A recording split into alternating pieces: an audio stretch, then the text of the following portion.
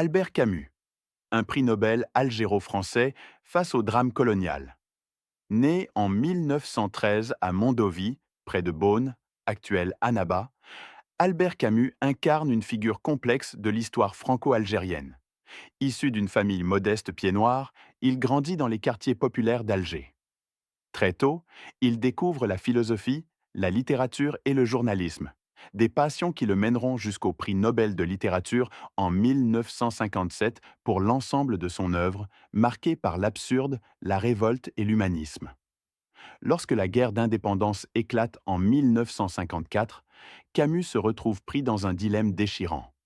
Profondément attaché à l'Algérie, terre de ses origines, il refuse pourtant de choisir un camp. Il condamne les violences du FLN comme celles de l'armée française, appelant sans relâche à une solution pacifique. Ce positionnement, qu'il qualifie de neutralité morale, lui vaudra à la fois admiration en France et rejet en Algérie, où beaucoup lui reprochent de ne pas avoir soutenu clairement la lutte anticoloniale. Aujourd'hui encore, Camus reste une figure controversée dans le contexte de la mémoire franco-algérienne.